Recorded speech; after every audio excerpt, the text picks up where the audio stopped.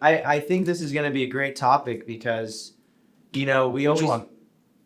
starting your brokerage. Okay, yeah. Yeah, because I feel like a lot, we always talk about, how everything's going right now. But I want to kind of get back to the basics of where it all began. From you starting your team to becoming a brokerage. And let's not mention it was the best time to start a brokerage, right? Oh, I think it's always the best time to start brokerage, even Yeah. right now where everything is, right? I mean, I don't know, there's so much negativity out there as far as like people talking about real estate in general. Like real estate world is imploding, the real estate sales are down, brokerages are not making money, and all of that stuff. I mean, there's some truth to that. But if you think about it, in every tough situation, or in every crisis loaded situation, there's always going to be an opportunity. So I think that, for me, um, my journey. I mean, I started the real estate brokerage back in 2020, right before COVID, and it was a big decision on my end. I mean, I had a team. I had a very successful team. We're probably closing over 200 transactions year over year. So, but I felt like, I was kind of like capped in terms of the opportunities, Yeah. not only for me, but like the agents, right? Um, and when I started the company, it was, I think, January 13th or 14th, um, 2020. And then, you know, the pandemic happened. And look, everybody went through a hardship during that period of time. I know businesses that struggled mightily. I know business owners that had to shut down their doors. Um, some businesses just never able to recover, right? I mean, there's a lot of stuff going on. So for me, it was like, man, what do I do? Like, I just invested all this money, resources, got an office space, and man, the agents are like their agents are freaking out. Everybody's freaking out, right? Everybody's kind of having a worry about what's going to happen next with real estate. And I had some agents that actually left. Then they came back. Then they realized after about a month and a half, that the world is not falling apart and people still have to have a place to live, and Yeah. real estate sales are going to be around. And that's the point, is the fact that real estate sales are always going to be around. Like, Yeah. shelter is probably one of the top three, top four necessities in person's life. Point being is the fact that the real estate is always going to be around. Yeah. It's just what we have to do, and what I did during that period of time is just adjust and pivot, right, and just continue to push through, and overcome some of the adversities that we're dealing with the first couple of months of COVID, and then the first year or year and a half or so as a brokerage. Okay, so what do you mean by like you pivoted? Did you have like a certain goal in place or a strategy? Like what did you have to pivot from the whole COVID thing? Well, first and foremost, like, what I had to do is like, don't raise my hands and say I give up, or Yeah. like I just said, like, I gotta show up, I gotta be a leader, I gotta come to the office, even though like at that time we had a very small staff, they were working from home. Most of the agents would not come to the office, but the ones that they did, I would sit with them and I would work with them and figure out on how they can go out there and generate business during that environment. In terms of pivoting, also was the fact that I had to go out there and produce myself. Like, I had to generate business. In fact, for the first, I would say, year and a half to 2 years as a brokerage owner, I had no choice but to go out there and get that business. So I think most of the brokerage owners as well as team owners can relate to this. In fact, most of the brokerage owners probably still in production, Yeah. right? And for me, pivoting means that initially I was like, all right, you know what? I'm just going to focus most of my attention on recruiting agents. Um, but then in reality, I was like, okay, you know what? It's so hard to recruit agents as a brand new brokerage. And some agents just decided, they no longer want to do real estate during that period of time. So I had to go out there and generate business and produce. And I think that year, I think closed like about 35 or 40 transactions. And I had to do so because, we got to probably, cover the expenses. Yeah. You got to keep the lights on. Yeah. You know what they say. Yeah. So you got to pay salaries. You got to, cover all the marketing and all that stuff. So I had to do that. I had no choice. And so, how'd you transition out of that? I mean, okay, so let's actually No, that's let's map out of it. So first Yeah. year before I go into that, how many agents were you at? 7 agents? Yeah, I think we started with about 7 agents, then a couple of agents left for a variety of reasons. Yeah, I mean, I started with a handful of agents, right? It wasn't a lot of agents. Not every agent actually followed me when I decided to launch my brokerage, which is fine. I mean, it is what it is. And then we were like hovering around like 15 or so, 15 to 20 agents. But I was looking at my numbers, right, for the agents, like month after month. I was like, shit, like we're closing like 4 or 5 transactions every month. The agents do. And I'm closing 4 or 5 transactions myself. And I just don't want to do that for the rest of my life. Like in order for that 4 or 5 transaction on the agent side to increase, I have to bring more agents. Yeah. Right now, see, we're still investing in those agents. We're still developing those agents. We're training those agents. But let's be real. Like, you're gonna have agents that really want this and they're committed to it. They're coachable. They have a consistency. They go out there to close deals. But you also have agents that, like, no matter what you tell them, no matter what information you give them or the tools and resources that you share with them, they're just not doing it. So month after month after I'm seeing the same exact numbers, if you will, like, dude, like, what's going on? So for me, it was like, in order for me to grow this brokerage, I have to grow my agent count. Right? And I need to dedicate the time because I'm still in production. I'm still a designated broker. Oh, yeah. Right? So I'm still in charge of compliance. Yeah. I'm still in production. I'm still doing marketing. You were not there at that time, right? And I'm still trying to recruit agents. So recruiting agents was pretty much the last thing on the list. So you're wearing like 5 hats at once. Oh, as a small business owner, Yeah. We wear a lot of hats. Yeah. Right. I always say like we got like 6, 7, 8 arms. Like octopus. Right, octopus, right? and by the way, like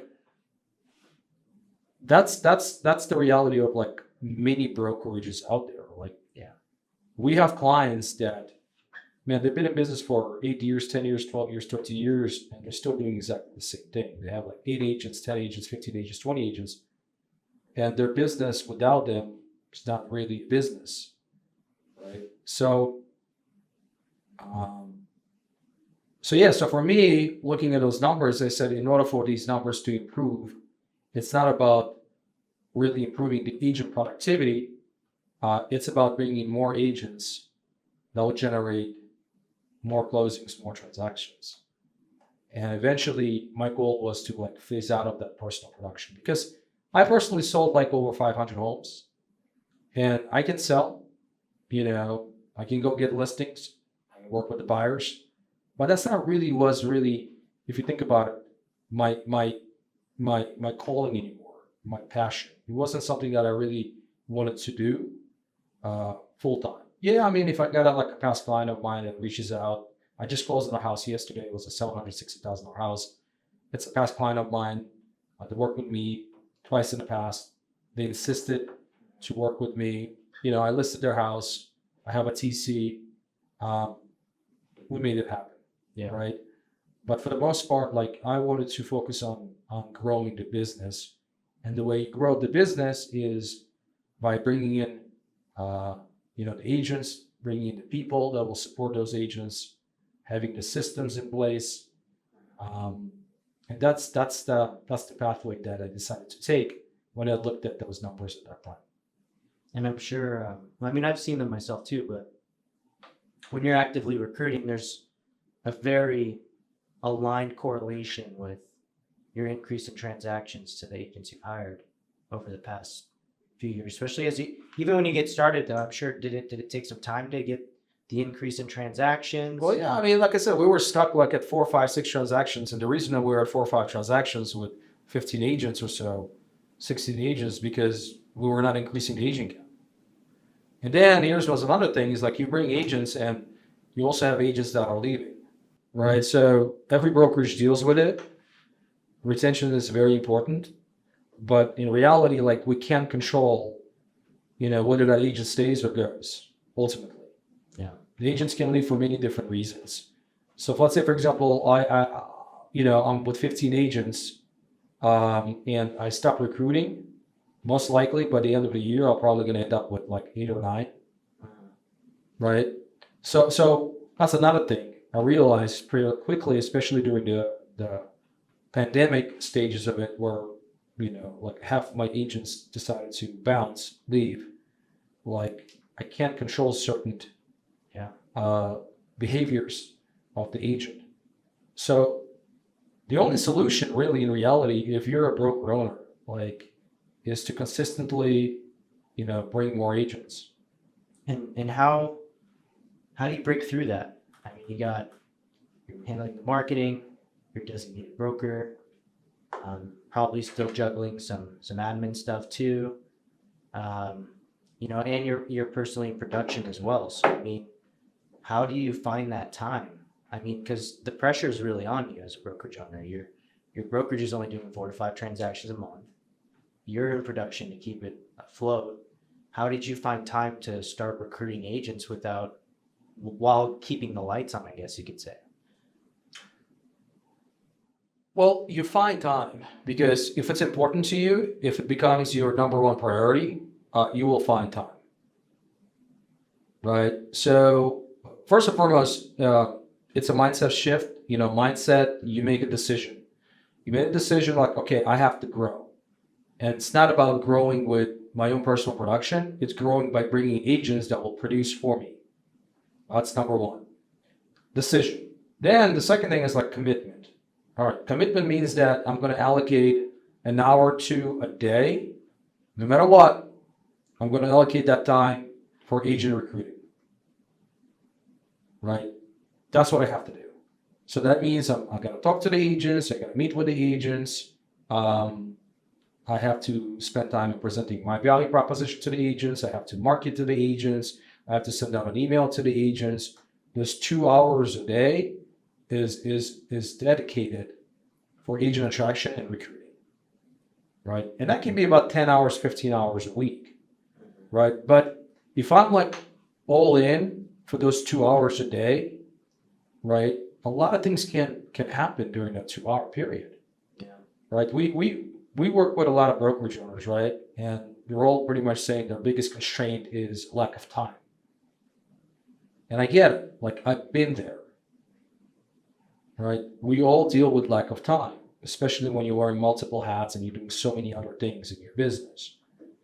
But I think a lot of times it's not a lack of time, it's a lack of clarity, more specifically when it comes to the priorities.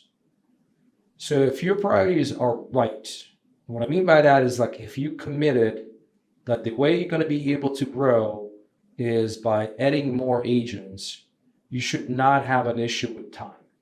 You will make time. You will create time. And you don't need 5 hours a day.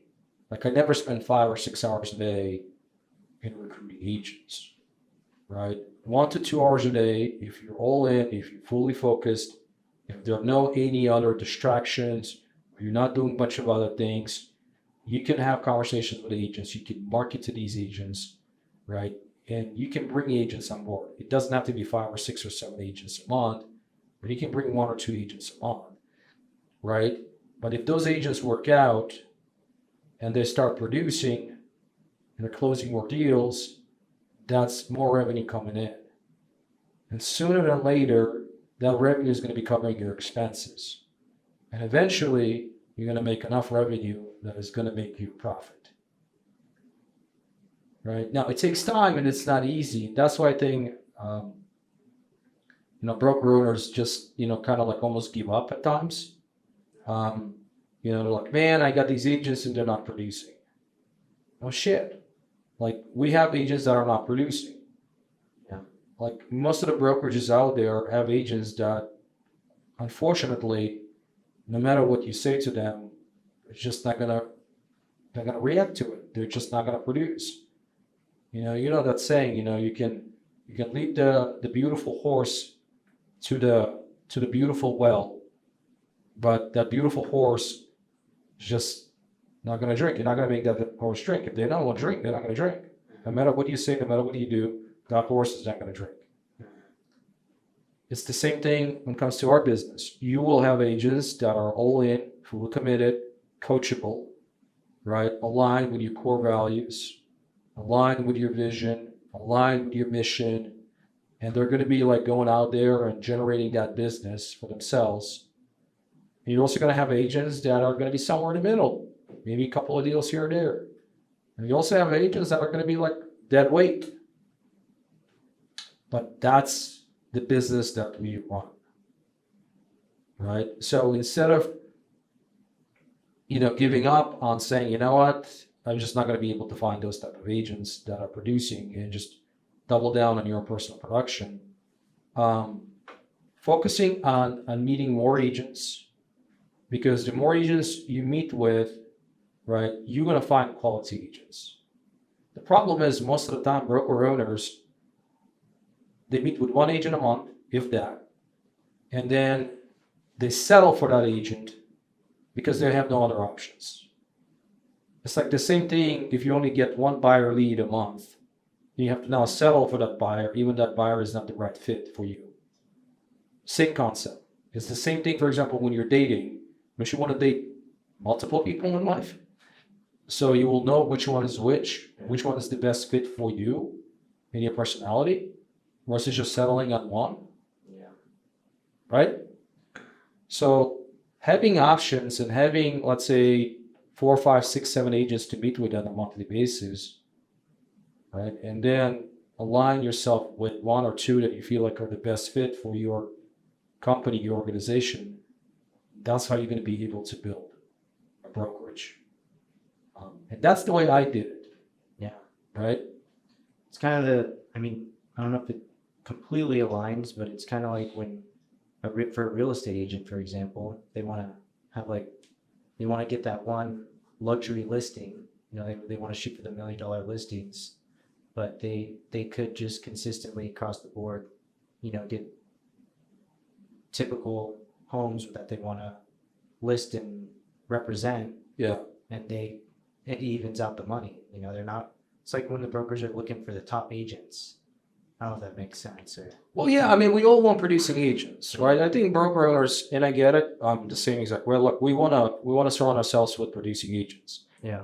But at the same time, we also have to understand that you will find quality in quantity.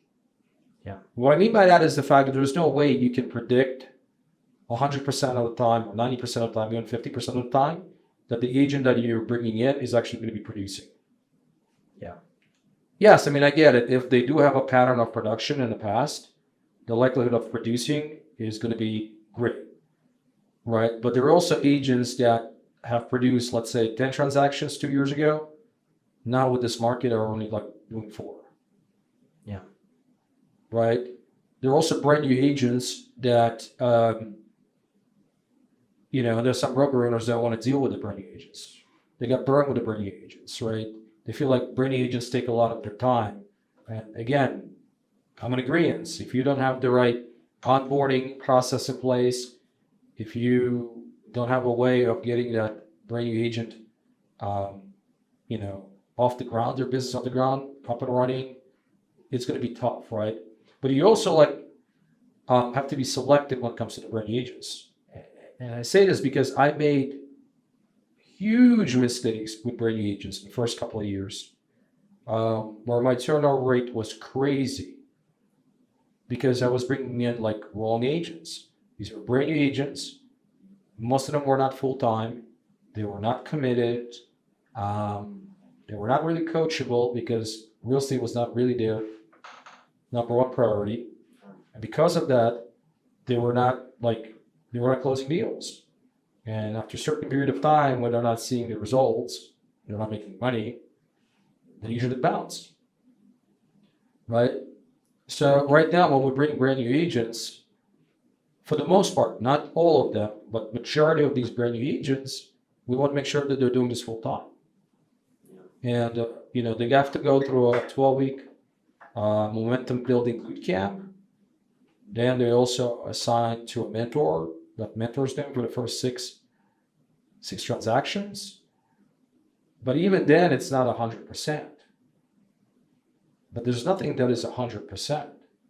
And you just have to take those type of measured risks in growing your company. Because ultimately, like, again, and I shared this a few minutes ago, like, you can be in the stage where your business depends on you. We call that owner dependent stage, where, again, you're doing pretty much everything in that business. And your production, your personal production is covering the expenses of that business, right? And you can stay there. I'm not saying like it's the wrong way. There are many people out there that sell real estate for many, many years and they're happy with it, right? But that's not really business, right? It's owner dependent business. The business owns you. Something happens to you tomorrow, the business is gone. What I'm saying is, why not take it to the next stage, right? By bringing in the right people, by having the systems to support those people, and start buying back your time. Buying back your time by replacing your role within a company, right, with your company. So, like, let's say, for example, the production is the first piece. You bring in agents. Now, they produce enough to cover the expenses and generate profit for you. Now, the time that you have now, not doing production, you can focus on bringing the right staff. You could focus on maybe, I don't know, starting a second office, adding additional company or two, like a mortgage, like a title, along those lines. But more importantly, you have time for yourself, more time for yourself. And if you have family, you have kids, you can spend more time with them. Ultimately, that's why we want a business. We want a business so we don't have to work in that business 24/7, from morning to evening. Yeah. Well, okay, let's talk about that then. Let's kind of rewind a little bit. So what kind of what did those sacrifices look like? Like we always say, like buy back your, first step is to hire the team. Mm-hmm. Or no, first step is getting out of production, then hiring the team, then and then continuing to scale after that. Break it down in each level. Like what were the sacrifices that you personally had to make to get out of production? Like what were those main sacrifices you can remember? And then also, what were those sacrifices that you made within the business and personal life to also start hiring that team, whether it's financial, time, like what did that look like for you when you had to make those big leaps? Because I'm sure it wasn't easy. Well, I think the biggest one is financial sacrifice.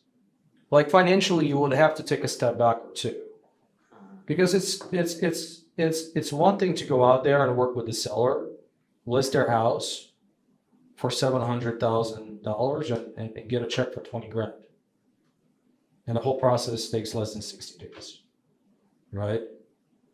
It's the other thing,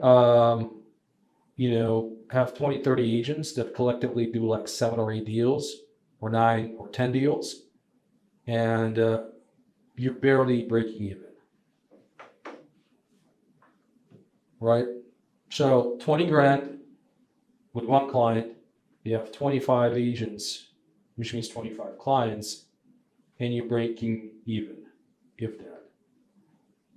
So the sacrifice, like, man, I can have 2 or 3 of these clients and make 50, 60 grand, right?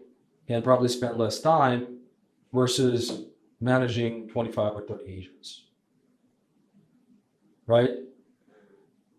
So financially, you're going to have to take a step back initially, because it's not going to be as profitable. And that's real. That's reality. Yeah. Right?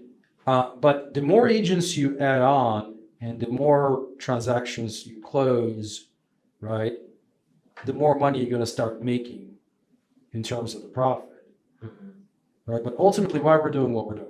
We're doing this so, again, buying back time. What I mean by that is the fact that I don't want to be working on the weekends.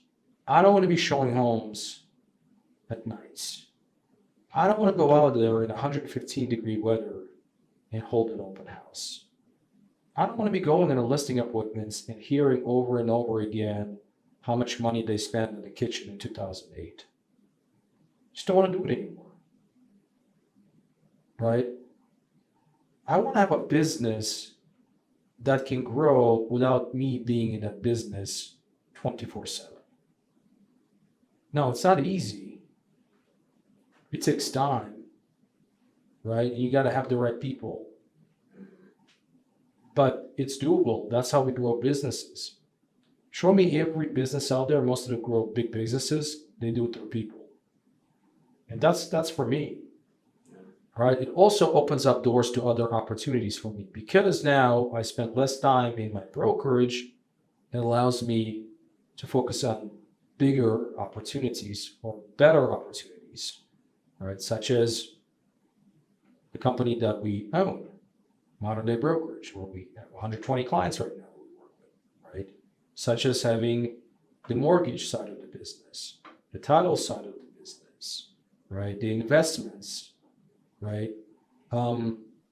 Like for the month of July, for the most part, you know this, I was vacationing. I spent a week in Newport. I spent 3 days. It wasn't really vacation in Vegas. You and I were at Alex Hormozzi's workshop. Yeah. 3 days there.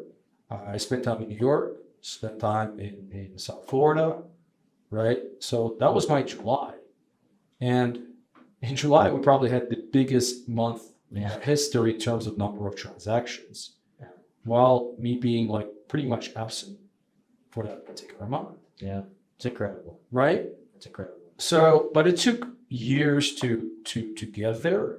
I'm not going to sit here and say it's going to take you like 6 months or 12 months. And maybe for some people it's not really that important. Yeah. Maybe some people just want to be in that hustle and grind, be in production. Like, that's fine. If that's your jam, that's the way you want to do it, that's fine. But for me, like, I feel like in life and in business, you have phases or stages or seasons. And like, I had a season where I had to like sell real estate, and then I had to like grow a brokerage. And by the way, we're still growing a brokerage and with big plans coming up with a revenue share piece of it. Yeah. That will probably quadruple our agent size. But we all go through stages, right? And for me, like I've done selling, and now it's like, all right, how can I elevate the agents in my ecosystem, to do the same exact thing? How can I help my agents to really like grow their businesses? Yeah. Right. And that's the way I'm thinking about this whole thing. I'm just curious. When you first started the brokerage, what was your vision? Well, I think from the get-go, I wanted to build a business that eventually I have an opportunity or option of selling. I mean, that's kind of my thing, right? Because I mean, I ask our coaching clients, right? Like, what is your like a short-term goal, and then kind of like your long-term goal? Like what is your ultimate vision, right? So for me, like, I build a brokerage, and I want to continue building a brokerage where, like, 5 years, 10 years, 15 years down the road, I have an option, an ability, if I choose to exit out of, i.e., selling it, right? That's what I want, right? Now, how big I want to grow this brokerage, I don't know yet. Can it? Has that changed over time, you think? I think the goalpost is always moved, right? Because I feel like right now we can get to 500 agents, and then we can get to 1,000 agents, and I think we can get that to 2, 3, 4, 5,000 agents with a rev share. think we have opportunities also going national. That's another option that I'm looking at. I think there are many ways of going about it. I think the key thing to remember also is the fact that like you don't want to grow too fast. You don't want to overextend yourself, right? Especially if you don't have the fulfillment piece of it in place, like support, right? So I feel like right now we got the right people in the company. Our core is here, where we can add 200, 300, 400 agents a year, 500 agents a year, and we should be fine. Now, we're still going to add some additional key pieces to our staff. But as far as like going from where we are right now to doubling our agent count, it's not going to be a huge thing. Well, let's actually go back though, because it wasn't always fun and dandy recruiting. How'd you start off recruiting agents? Like, I mean, like, it's one thing to recruit agents. How did you tactically do it, getting into the business of a brokerage owner?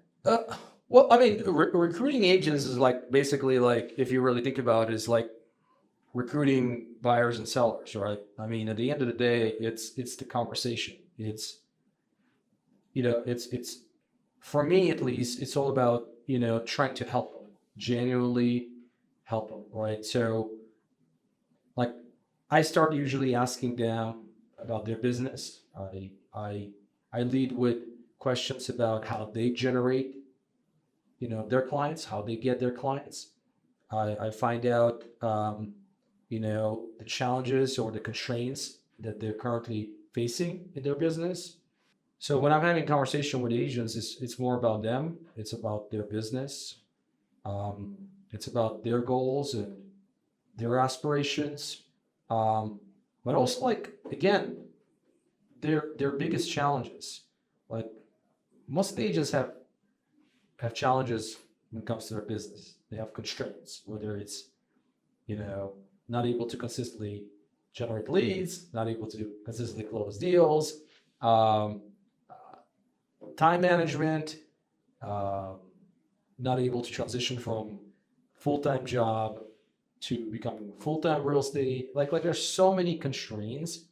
And I think as a broker owner or as a team owner or recruiter in general, like you have to lead with like finding out more about them versus them like knowing everything about you in the first 5 or 10 minutes.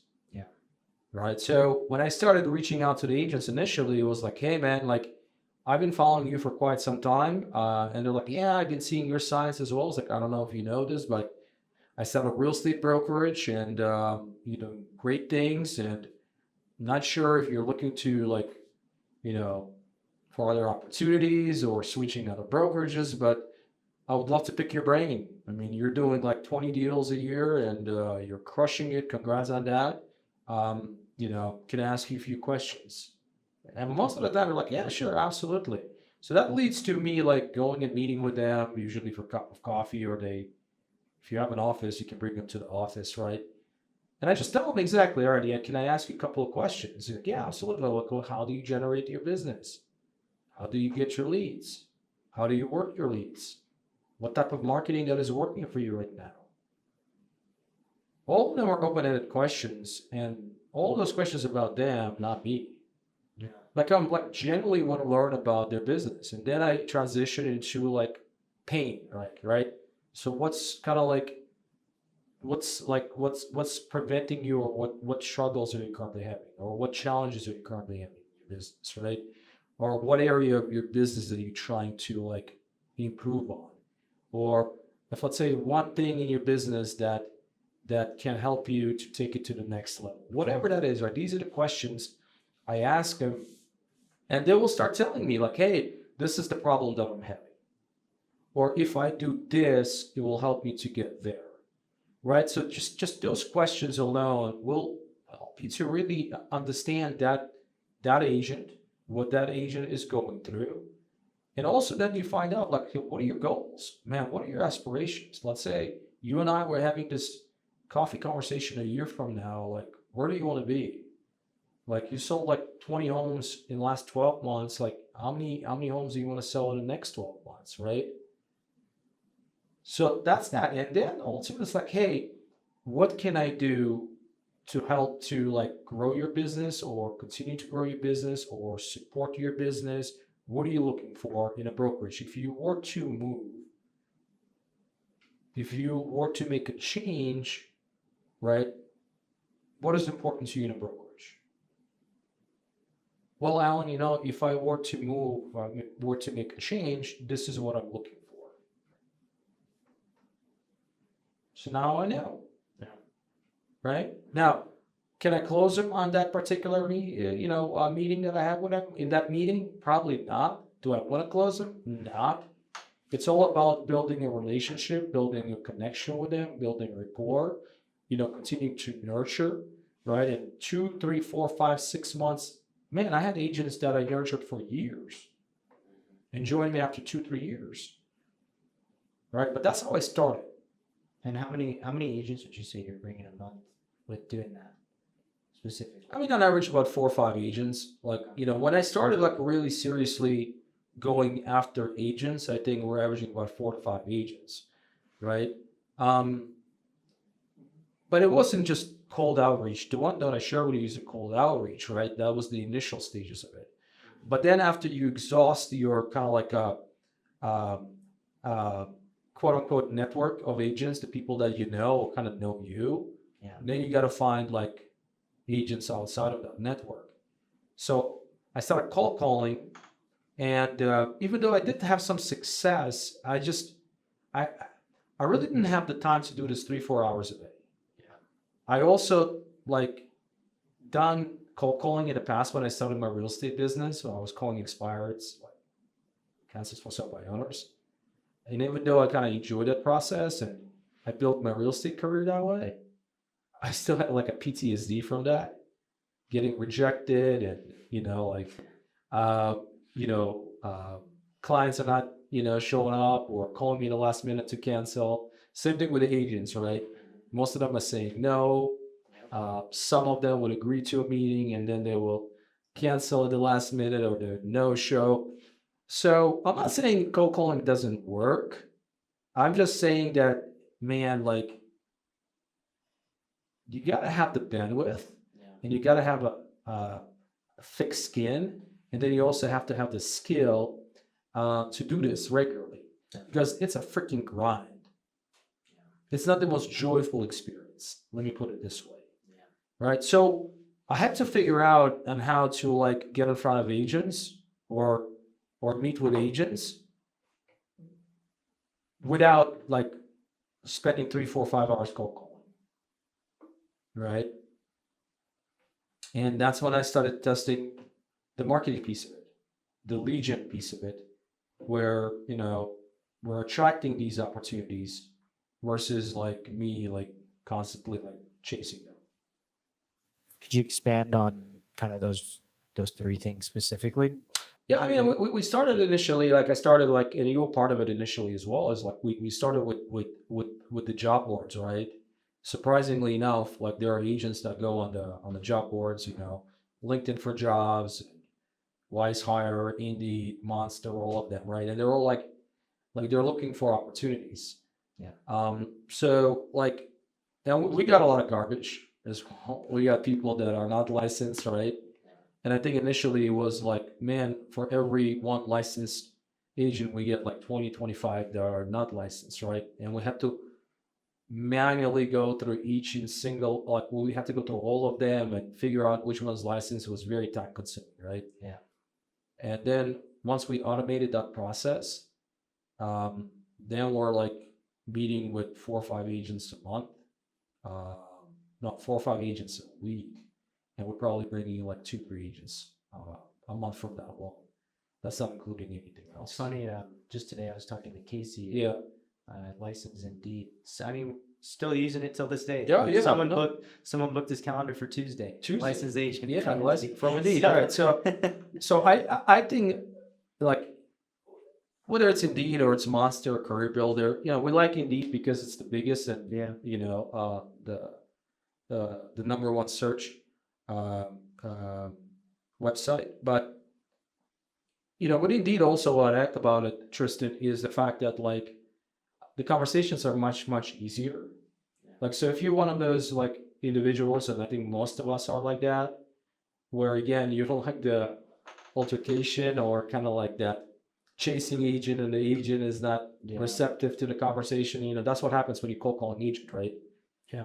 Um, these type of opportunities, they are much warmer. Like they are warm opportunities. They actually, half of them like book a call with you directly on your calendar.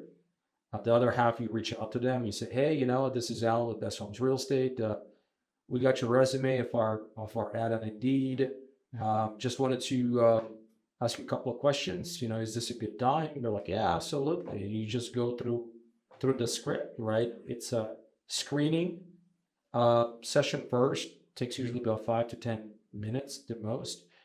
And based on the conversation, if you feel like they check the boxes for what you're looking for in the agent, then you just invite them to either a Zoom meeting, we'll call it a discovery meeting, or you invite them to the office, right?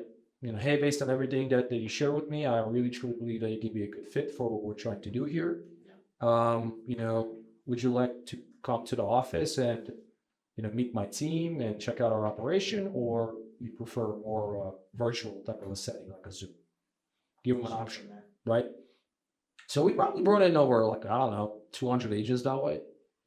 Now, did all of them work out? No, right? But again, if you're a broker owner that is struggling right now to get in front of agents or like have agents to talk to or meet with, I think Indeed is probably one of the best ways to go about it.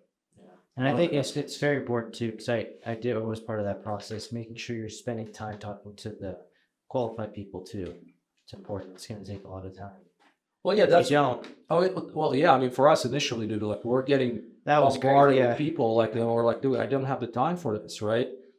But now, like with our automations, like we get the licensed agents in one bucket, people in school in another bucket, and the people that are not in school want to get licensed in a third bucket, and we can even monetize those. So it's just stuff like that. The automations help quite a bit. So that's one thing. Then once they like allowed to do the in-person like classes again, Oh yeah. we started doing those. We call them lunch learning grows. And I really like those because like I always like to teach, right? I mean, that's something that I've done as a team leader before that. I used to teach for my brokerage. So like we do them once a month at least, sometimes more. We call them lunch, learn and grow. We always include lunch. Agents have a tendency of showing up more if there's a free lunch, if there's free food or drinks. Yeah. Drinks. But you know, the key thing to remember is like you're leading with higher value.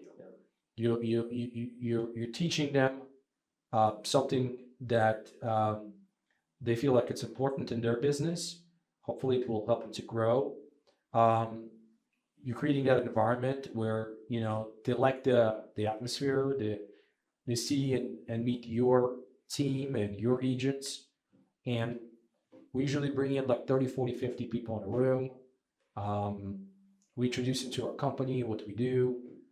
And we typically get like 2, 3 people that kind of virtually raise their hand or they approach us and start having a conversation with us about possibly joining the brokerage, right? So that's just another way. But again, that's another way of nurturing those relationships, right, and leading with higher value.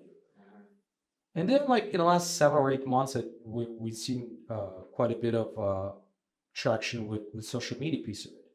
I think initially with social media, we wanted to really focus on brand building, especially once we rebranded Best Homes Real Estate, the logo and all of that stuff.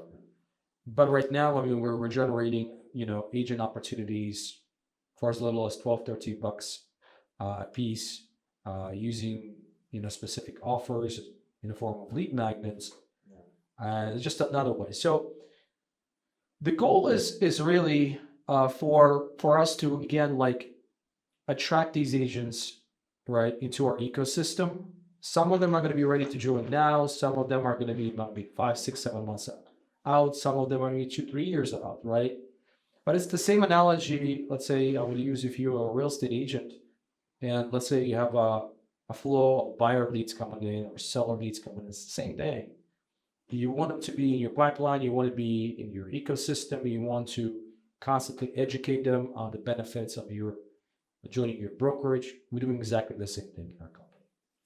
Yeah, it's great. And so, what advice would you have for let's rewind when you order that brokerage with, let's say you're around the 15 agent mark. Sounds like that's where you had to make those big shifts to really grow the business. What would be the one piece of advice you'd have for that brokerage owner? I think don't give up, right? That's the hardest. When you're like at 15 or 20, even 25 agents, it's hard because a lot of times you're understaffed. You're not making enough money to have a staff, right? So a lot of it is on you, right? And trust me, there were many moments where I said, F this, I just want to focus on personal production. I make more money that way, right? And it's very tempting to say that. And that's okay. If that's the route that you want to take that route. I'm not judging like you. But if you really truly want to build something incredible, something that is going to be lasting, if you really want to scale this into like a company that is not, again, depending on your personal productivity, production, then it's all about who? It's all about people. It's all about people. And there are agents out there, especially right now. I mean, we're recording this in August, right? Right now, like agents are feeling more and more uncertain with all of this NAR bullshit than ever before. They're looking for answers. They're looking for better support. They're looking for better leadership. They're looking for better tools, better resources, right? And if you can offer that as a broker owner, man, you can grow. You can scale, So anything that is worthwhile, there's that saying, takes time. Like to build a business, it's not easy, it's hard. And, you're going to bring people that unfortunately will disappoint you. You're going to have people that will unfortunately take advantage of you. You're going to have people that will, not going to waste your time, your energy, resources is going to happen. But the ones that succeed are the ones that overcome these obstacles, right? And they push through those challenges and get to the next level. And then by the way, there are going to be more obstacles. There are going to be more issues. You have to push through to get to the next level. And that's the life. If you look at the life, that's how it is. Problems never go away.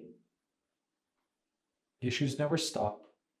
There's always going to be something, but they become bigger to a degree in a way where those problems that you thought were big problems in the past are like small problems. Why? Because you're not even dealing with them. Somebody else is dealing with them, right? And you're focusing on the bigger things, right? Like the problems that I dealt with 2 years ago, 3 years ago, that I was thinking like such a huge problems. Now it's like it's just a little blip, like whatever. Yeah. Right? Yeah. And you can kind of immune to a lot of this stuff. Right? You're just like, okay, whatever. Like I remember going nuts when agents would leave my brokerage, right? Like I was like, fuck, like this is why, like I put so much time and effort. Like, what am I doing wrong? Why are they leaving? Like, now, yes, it hurts, but like, okay, all right, you know what? There are other agents that I have that I got to focus on. So yeah, I appreciate you sharing all of this. I think for any brokerage that's around the 7 to 10, even 20 agent mark, can learn a lot from these different trial and errors that you went through personally too. But I also want to throw it in there too because we are talking about scaling, getting past 20 agent mark. if anyone's watching this on time, we do have the BrokerCon coming up. Oh yeah. So, Alan, I know that you talked about a little today on like what the 2 days are going to cover, but yeah, for anyone watching this right now, what are you covering and when is it? Yeah, I mean, like again, if you're serious about growing your business, like, and I'm talking about your brokerage or your team, like if you're serious, if you're committed to it, we're gonna have a 2 day intensive workshop, BrokerCon in October 17th and 18th, in beautiful and sunny and very expensive Scottsdale, Arizona. Not expensive for, the people that are going to be in attendance because, we're going to get you good deals, right? But it's going to be broken down into 2 days. So the first day, it's all about tactical, right? It's like the first thing we're going to talk about is like your business. We're going to step back and like analyze your business. We call it audit your brokerage or your team, right? If you're a team, right? And we're going to analyze what's currently working in your business. We're going to see what's not working in your business, the biggest constraint that you have in your business, right? And we're going to work on the plan that you can then take home after these 2 days that will take your business to the next level, right? So it's focusing on that. The next thing is we're going to share all of our agent acquisition models that we have in place that helped us to bring over 400 agents in the past 4 years. Also, how we help our clients on average bring 4 to 5 agents a month. All right. Then we're going to show you how to make sure that these agents actually show up to the meeting. Like they can book it with you, you can book it with them on the calendar, everything's fine and dandy, but like what if they don't show up? Right. So we have the follow-up systems, the automations that we'll share with you that will increase the number of show-ups, conversions, right? Let's say they do show up, Tristan. Then the next part is like, man, like how do you like sell them on joining your company? Yeah. You know what I'm saying? Yeah. Like, so we're gonna share with you our frameworks that we use, starting with the engagement, discovery, figuring out, the limitations in their business right now, finding out their goals and their targets and seeing if we can bridge that gap for them. So we're gonna share all of that. And then let's say when they join you, like the fulfillment piece of it is so important. Like we in the first couple of years, our fulfillment was all like jacked up. So we're losing agents during the onboarding process. Yeah. So we're going to show you our onboarding process and exactly what they can do as well. Not only onboard, but actually supporting those agents so they can stick around, right, for years. And then we're going to wrap up the first day with showing you exactly what to look for, who to look for, and how to attract top talent that will really allow you to start buying back that time, right? Because you can do everything yourself, but that's way too hard, way too overwhelming. Like you have to start looking for who's that can replace you in your business, or at least roles in your business, right? So that's day one. Day two is we're going to start off with the exclusive Q&A where they're going to be asking questions about their business. They're going to be asking me questions, you and our team.